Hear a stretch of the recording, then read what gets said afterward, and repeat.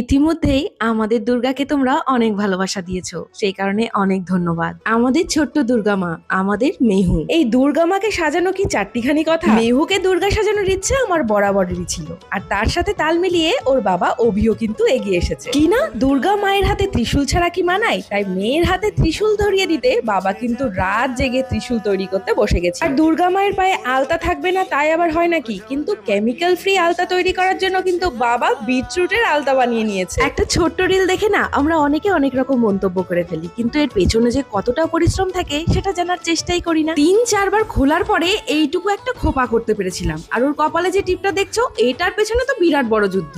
অবশেষে অনেক খুঁজে কাশফুলের বাগান তো খুঁজে নিয়েছিলাম, কিন্তু এর পরেই ছিল মস্ত বড় পরীক্ষা। তবে এই পরীক্ষায় উতরাতে ওখানকার কিছু স্থানীয় মানুষজন আমাদের ভীষণভাবে হেল্প করেছিল। ব্যাস দুর্গা মাকে নিয়ে এরপর সোজা বাড়ি।